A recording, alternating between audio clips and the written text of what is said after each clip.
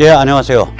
요번에 지금 이 한일 간의 그 문제는 쉽게 안 넘어갑니다. 일본이 실제로 문제로 삼고 있는 핵심은 뭐냐면 위험한 전략 물자를 한국이 제대로 컨트롤하지 않았고, 한국이 그 대법원 그 개폭도 판결에서도 드러나듯이 약속을 지키질 않는 국가이기 때문에 지금에 와서 제대로 관리하겠다고 해도 믿을 수 없다. 그러니까 우리가 직접 관리하겠다. 이건 무슨 수출 안 하겠다, 뭐 보복하겠다 이런 차원이 아닙니다. 그래서 제가 세뇌 탈출하면서 아마 뭐 이 SK 하이닉스나 삼성이나 제대로 관리해온 데들이 공급받는 데는 큰 문제가 없을 겁니다. 그렇게 말씀드렸지만 역시 그렇습니다. 삼성과 SK 하이닉스에서 필요한 물량 일본에서 출고됐다고 통관됐다고 오늘 언론에서 봤습니다. 자, 이 상황을 좀 더 살펴보죠. 지금 이때까지 이제 반일파리를 하면서 내세운 것 중에 하나가 두 개의 논리를 오늘 좀 깨려고 합니다. 이 하나는 뭐냐면 일제 HF 가스, 그러니까 불화수소 가스, 무수 불산, 그러니까 물을 더하지 않은 불산, 언하이드러스 하이드로플로린 AHF, 이게 너무 비싸고 너무 고품질이어서 사렝가스 제조에는 안 쓴다. 이런 주장이 있어요. 물론 거짓말이죠. 1996년에 이미 일제 그 무수불산 AHF를 수입하려고 시도했다가 오사카항과 고베항에서 적발된 적이 있습니다. 그래서 제가 이런 거짓 논리를 깨보려고 안 되는 화학 실력을 가지고 질량으로 한번 계산을 해봤습니다. 한번 보시죠. 원자질량법으로 계산하면 이게 대충 사렝가스 1톤에 이 무수불산, 그러니까 물이 더해지지 않은 불화수소가 얼마나 들어가나가 나옵니다. 이 사렝가스의 분자식은 이렇습니다. C가 4개고요. 수소가 10개고요. 그러니까 탄소 4개, 수소 10개, 그 다음에 불소 하나, 그 다음에 산소 2개, 그리고 인 하나입니다. C4H10, 플로라이드 1, 그 다음에 옥시전 2, 그 다음에 포스페이트 1 이렇게 될 겁니다. 그런데 이 원자에는 원자 질량값이 있어요. 이 분자를 구성하는 원자의 질량값을 다 더하면 분자 하나의 질량값이 나옵니다. 그걸 계산을 해보면 C가 원자 질량값이 10이니까 C가 48이 되고요. 4개가 있으니까. H가 원자 질량값이 대개 1쯤 되는데 10개가 있으니까 10이 되고요. 그 다음에 플로린, 그러니까 불소가 원자 질량값이 19인데 하나가 있으니까 19가 되고요. 산소가 2개인데 원자 질량값이 16이니까 32가 되고요. 그 다음에 P가 원자 질량값이 30인데 하나가 있으니까 30입니다. 그래서 그 합계는 58, 그 다음에 77, 그리고 109, 139. 그 합계는 139가 됩니다. 즉 사렝가스 한 분자의 질량값은 139가 됩니다. 그런데 이 중에서 H랑 F가 이게 이제 그러니까 불화수소에서 간 거거든요. 우리 저기 에칭가스 AHF에서 간 거예요. 그러면 그게 두 개 합쳐가지고 20이라고요. 그러니까 어떻게 되냐면은 그러면 HF는 이 중에서 무게로 치면은 몇 분의 1이야? 7분의 1밖에 안 되는 거예요. 139분의 20밖에 안 돼요. 즉 다시 말해서 사렝가스 100톤을 생산할 때 AHF는 15톤밖에 안 들어갑니다. 한 탱크에 5분의 3밖에 안 들어갑니다. 사렝가스 100톤이면요 아마 서울시 인구 다 죽이고 남을 거예요. 그러니까 이게 비싸서 뭐 화학 무기에 못 쓴다. 이거 말도 안 되는 소리를 하고 있는 거예요. 말도 안 되는 소리를 하고 있는 겁니다. 그러니까 왜 이런 말들을 막 하는지 모르겠어요. 이게 이 제조업이나 엔지니어링을 해보면, 아니, 우리가 그것도 필요 없죠. 집에서 그 요리 같은 거 하고 장 보고 집 살림 살아보면 어떤 물건이 아무리 비싸 보여도 그게 비중이 작으면 그 차지하는 수량이나 이런 게 작으면 실제로는 그렇게 치명적인 그 장애가 안 되거든요. 이게 이런 경우라고요. 마찬가지입니다. 원폭도. 일본은 이제 너무 뜨거운 주제여서 일본 사람들은 이게 사린가스에 쓰였다까지만 말하지 원폭 제조에 쓰였을 것이다까지는 얘기를 주장 안 해요. 저는 원폭 제조에 쓰였다는 증거는 물론 없죠. 들어간 거는 일본 사람들이 주장하는 거는 거기로 들어갔다. 들어가면 사린가스는 옛날에 96년에도 그 사고가 있었으니까 100% 확실하다. 거기까지가 일본 사람들 말이고 저는 급하면 아마 원폭 제조에도 쓰였을 거야. 이렇게까지 생각을 하는 거예요. 그 이유는 다음과 같습니다. 비싸서 원폭 제조는 못 쓴다. 이게 저희들의 주장입니다. 역시 원자 질량으로 계산해 보죠. 원폭에 사용되는 고농축 우라늄, 이걸 highly enriched uranium, 여기 V 잘못 썼습니다. HU라고 하고요. 235가 90%를 차지하는 겁니다. 이거를 1kg을 만들려면 이게 왜 이렇게 되냐면은 그러니까 이게 우라늄 235와 238의 그 비율이 그 비율이 되게 그 99.3 대 0.7 정도 돼요. 그러니까 이게 섞여 있기 때문에 결국은 이거 1kg 만들려면은 대개 한 140kg 정도 우라늄 정광을 사용해야 돼요. 그러니까 그 옐로우 케이크 제가 전에 말씀드렸던 파우더식의 옐로우 케이크를 그때 그렇게 써야 된단 말이죠. 그러면 이 238, 235가 뒤섞여 있는 여기에다 대고 이제 그 물이 더해지지 않은 무수 불화수소를 푸는 거거든요. 가스 상태로. 그러면 몇 킬로나 풀었을 때 무수 불화수소를 몇 킬로 풀면은 이게 이렇게 돼. 72킬로 풀면은 효율이 100%라면 72킬로 풀면은 전체가 다 6불화 우라늄으로 바뀝니다. 6불화 우라늄이 되면 그때는 이제 기체 상태로 쉽게 가거든요. 6불화 우라늄은 50 몇 도에서 기체 상태 가니까 기체 원심 분리 시켜가지고 235에 바탕한 6불화 우라늄하고 238에 바탕한 6불화 우라늄을 그 원심 분리기 한 1000여 개, 2000개 뭐 이럴 걸 통과하면서 분리를 할 수가 있는 거죠. 그래서 6불화 효율 50kg일 때 쓰이는 이때 6불화 그럼 6불화 효율이 만약에 100%가 아니라 50%다. 그럼 2배 해주면 돼요. 144kg예요. 이때 그러면 부피는 어떻게 되냐? 얘가 1.15쯤 될 거예요. 그 비중이. 그래서 액상이지만 무수예요. 물은 안 더해진 거예요. 액상 무수 그 하이드로플로린, 그러니까 액상 무수 불화수소는 부피는 약 112리터밖에 안 됩니다. 다시 말하자면 25부피톤의 액상 무수 탱크, 아까 여기서 본 이런 탱크예요. 이게 25부피톤짜리거든요. 이거 하나면은 우라늄을 무려 235 순도 90%짜리 우라늄을 무려 20kg를 정제할 수 있습니다. 이는 지난 2010년에 영변의 스탠포드 연구팀이 방문한 적이 있어요.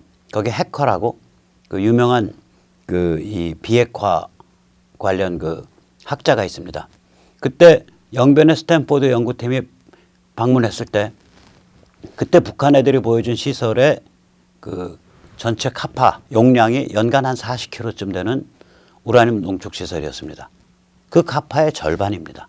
한마디로 탱크 2개면 영변 농축 시설의 연간 사용량이 된다는 소리입니다. 그 문재인이 그렇게 중시해서 말하는 영변 농축 시설이 그러면 6불화 우라늄을 만들기 위해서 사용하는 불화 수소를 연간 얼마나 쓰냐?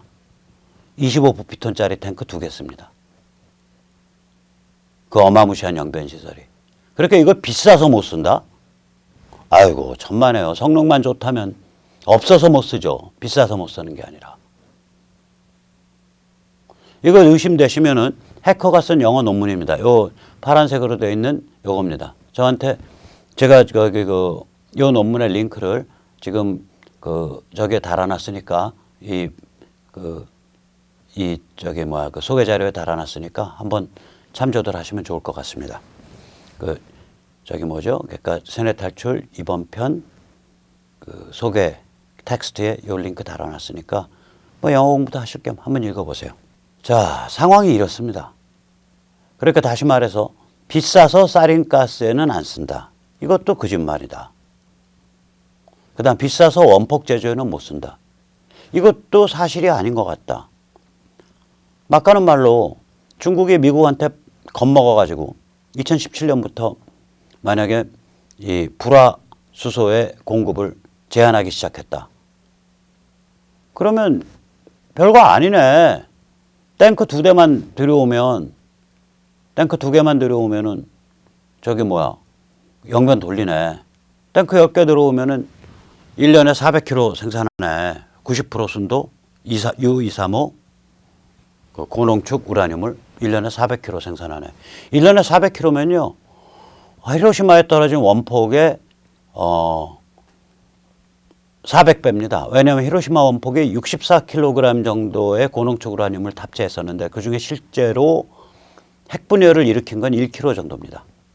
아마 지금은 기술들이 늘어서 그 고농축 우라늄의 거의 대부분이 핵분열을 일으킨다고 만약에 설정한다면 저는 거기까지 모르겠습니다. 북한 기술이 어느 정도까지 가 있고 그런 면에서 또 요즘은 어느 정도 그 핵분열 효율이 나오는지 모르지만 만약에 핵분열 효율이 100%다 그런다면 연간 400kg 정도 만드는 거 그거 탱크 어이구 20개 들어가면 끝나네요.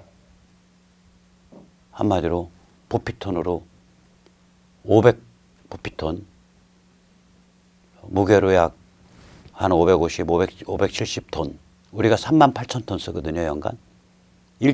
우리 쓰는 거에 2%도 안 돼요. 우리가 쓰는 거 2%도 안 되는 물량이 들어가면 북한은 연간 400kg에 무시무시한 순도 90%짜리 고농축 90%짜리 U235 우라늄 235를 정제해낼 수 있습니다. 그러니 이걸 비싸서 원폭 제조에는 못 쓴다? 저로서는 납득하기가 어려워요. 저로서는 납득하기가 어렵습니다. 그래서 우리가 이제 무슨 생각을 하게 되냐. 이게 뭐 에칭가스 그러니까 불화수소가 북한에 갔다는 것만 밝혀지면 지금 일본이나 미국은 그 증거를 갖고 있을 거라고요. 그 증거를 갖고 있으니까 일본이 저렇게 치고 나온 거거든요. 그것만 밝혀지면 뭐 원폭 제조도 사용됐을 가능성이 대단히 높다라고 생각해도 무방합니다. 그러나 저는 그걸 꼭 고집할 생각은 없습니다. 그럼에도 불구하고 제가 그런 추정을 하는 이유는 이 원폭이 걔들한테는 신앙의 대상이에요. 종교 상징물입니다. 그걸 위해서 좀 비싼 일제 불화수소를 좀 썼다.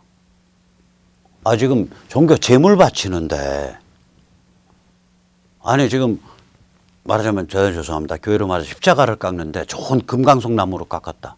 좀 비싸더라도 목재값이. 그 당연한 거 아니에요? 다음에 중국이 만약에 그 공급선을 좀 제한했다. 그래서 일제 땡겨다가 쟁여놨다. 당연한 거 아니에요? 그 다음에 북한에 뭐 이상한 그 공정을 만들었는데 그 공정의 효율성은 불화수소의 순도가 높아질수록 기하급수적으로 증가하는 그런 공정을 만들었다. 일제 쓰는 게 당연하죠. 쓰고 싶어서 안 다르겠죠. 그래서 이런 거를 함부로 예단을 못 하는 거예요. 썼다 안 썼다를. 저는 썼을 가능성이 있다. 왜냐? 지금 저기 문재인 빨아주고 조중동 빨아주는 뭐 기자들, 학자들, 논평가들은 아 비싸서 원폭 제재 못 쓴다 그러는데 아 따져보자 이거예요. 25 부피톤 그 불화수소 탱크 이거 하나면은 연간 20kg 고농축 우라늄 만드네. 이거 하나 가지고 그 결과 나오거든요. 이게 질량을 가지고 계산을 해보면 원자 질량을 가지고 효율 50%로 하고 6불화 우라늄이 만들어지는 효율 다른 효율 말고 6불화 우라늄이 만들어지는 효율 그거 50% 넘을 수도 있어요. 왜 그러냐면요. 이게 불화수소가 물이랑 섞이면은 이제 그 끈적끈적한 불산되고 그러니까 아마 그럴 거라고요. 일단 뭐 고열 처리를 해서 완전히 건조시킬 거예요. 그 우라늄 가루를 238, 235 섞여 있는 걸. 그 다음에 그 우라늄 가루가 녹아진 방도 한번 고열로 해가지고 완전히 그 수분을 완전히 없애버릴 거라고요. 정말 바삭바삭한 상태로 만들어 놓고 거기다가 가스 틀어버린다고요. 그러면 이 육불화수소가 어디 다 달리 이렇게 도망갈 데가 없어요. 아니요, 그러니까 불화수소가 도망갈 데가 없으니까 거기서 우라늄이랑 반응할 수밖에 없을 거라고요. 그거 휘저어주면 기계로.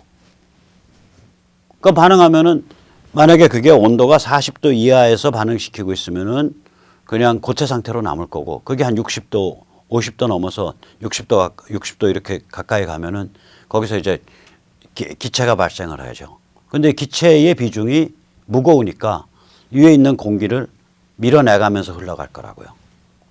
그럼 위에 있는 공기층은 이제 어떤 타워 같은 거 통해서 그 밀려가서 밖으로 배출되게 만들면, 그리고 배출량이 딱 계산되고 나면 딱 닫아버리면은 결국 전체가 일반 공기가 없는 기체라고는 전부 그러니까 육불화 우라늄 기체만 떠 있거나 육불화 우라늄으로 돼가고 있는 불화수소 기체만 떠 있는 그런 환경이 만들어질 거라고, 그 전체 시리즈가. 그러면 이 상태에서는 굉장히 효율이 높아지거든요. 그래서 제가 효율을 50%만 봤을 때도 농도 90%짜리 고농축 우라늄 235 만들 때 AHF 물이 더해지지 않은 불화수소가 몇 킬로그램 쓰일 거냐. 효율 50%만 잡아도, 저는 50% 넘을 수도 있는데 그렇게 보는데 144kg밖에 안 된다 이거예요. 그 얘기는 뭐냐? 탱크로리 한 대면 거의 20kg 뽑아낸다는 거죠. 탱크 한 대면, 탱크 한 개면 이거. 그러면 스탠포드 팀이 2010년에 봤던 영변 시설은 저 탱크 2개면은 돌아간다는 소리예요. 이제 이런 거를 좀 생각을 해봤을 때 비싸서 원폭 제재 못 쓴다? 저는 납득이 안 갑니다. 전혀 납득이 안 갑니다. 그래서 우리가 이제는 좀 더 뭐라 그럴까, 좀 이렇게 냉정하고 객관적으로 좀 생각할 필요가 있어요, 이제는. 그런 뜻에서 저희 그 이선봉과 심판연대가 그 태극기의 양대 산맥이죠. 대한문 앞에 국본, 그리고 동화면세점 앞에 일파만파에서 처음에 제안을 시작했어요. 그래서 일파만파 제안에 저희가 호응을 하고 또 국본도 호응을 하고, 그래서 4개 단체가 아마 이 방송 뜰 무렵에는 다 끝났을 텐데 오후 4시부터 광화문 세종문화회관 거기서 좀 더 내려가서 광화문 내거리 이순신 동상 앞에서 이 문제에 대해서 기자회견을 합니다. 기자회견 제목은 반일 파리 집어치우고 사용증명 내놔라. 그게 기자회견의 제목입니다. 그래서 오늘 기자회견문을 좀 읽어드리면서 오늘 말씀을 가름하겠습니다. 일본 정부가 불화수소, 플루오린 폴리이미드, 극자외선 감광제 등 세계 품목의 대한 수출에 대해 기존 특혜성 포괄 허가에서 일반 개별 허가로 변경했다. 이에 따라 수입업체는 매번 해당 물질을 철저히 관리하고 있다는 사실을 증명해야만 하게 됐다. 이에 대해 문재인 정부는 경제 보복이라 부르고, 더불어민주당은 자유무역 질서 파괴라고 울부짖고, 야당은 꿀먹은 벙어리이고, 지식층은 너도 나도 일본 때리기에 나섰고, 조중동을 포함한 제도권 빅미디어는 반일 감정을 증폭시키고 있다. 천박한 히스테리가 한국인을 사로잡고 있다. 우선 수출입이 중단된 것이 아니라 매번 거래할 때마다 수입업자가 관리 상태를 증명해야 한다는 점에 주목해야 한다. 아베 수상이 직접 밝혔듯 일본은 한국 정부가 이와 같은 전략물자에 대해 충실하게 관리하지 않았기에 이번 조치를 취했다. 예를 들어 일본 정부 관계자들은 지난 2, 3년 사이에 한국의 에칭가스, 고순도, 불화수소 수입이 급증했으며 이 중 상당량의 행방에 묘연하며 제3국을 통해 북한으로 간 것으로 추정된다고 말한다. 실제로 2017년 이후 한국의 전략물자 관리는 구멍투성이인 것이 사실이다. 2017년의 경우 전략물자 규정을 어긴 수출액은 전년도에 비해 무려 60배 이상 증가했다. 더욱이 2017년과 2018년엔 처음으로 핵무기 관련 물자에 관한 규제를 어긴 사건이 총 14건이나 발생했으며 생화학 무기 관련 물자에 관한 규제를 어긴 금액이 무려 8배 급증했다. 한국 언론들은 이번 규제 강화 물품들이 북한으로 갔을 리 없었으며 대량살상 무기 제조에 사용될 수도 없는 물품들이라고 강변한다. 이를 위해 학자들의 논평까지 짜집기해서 사용하고 있다. 그러나 이미 지난 1996년에 북한은 일본 오사카와 고베로부터 불화수소를 밀수입하려 시도했다 적발된 사례가 있다. 불화수소는 치명적 생화학 무기인 사린가스의 주요 원료이다. 나아가 불화수소는 우라늄 농축을 위해 육불화 우라늄을 만드는 데에 필수적인 원료이다.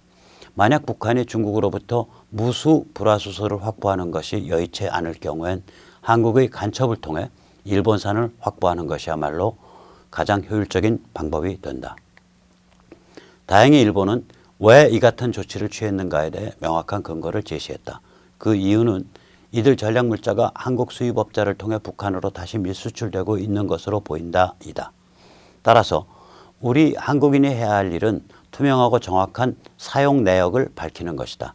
행방에 묘연해진 물질이 없다면 일본이 한국을 오해한 케이스이다. 반면 행방에 묘연해진 물량이 상당하다면 한국은 간첩 천국의 다름 아니라는 소리가 된다. 사실은 막강하다. 사실을 밝히는 것에서 출발해야 한다. 문재인 정부는 국민을 반일 히스테리 발작에 시달리는 개돼지로 내모는 행위를 당장 중지해야 한다. 조중동 등 제도권 언론은 반일파리 나발을 불어대는 짓을 그만둬야 한다. 야당 정치인은 조중동의 반일몰이에 정면 대항해서 사실을 까자. 일본 정부 주장이 맞다면 문재인을 박살내야 한다. 반면 그 주장이 허위라면 일본의 사죄를 받아내야 한다. 라고 당당히 주장해야 한다. 사용 내역 증빙을 까자. 이것이 우리가 외쳐야 할 소리다. 한편 이번 일본 정부의 주장이 사실이든 사실이 아니든 일본이 북한에 대한 전략물자 관리에 적극 나섰다는 점에 대해 우리는 크게 환영한다.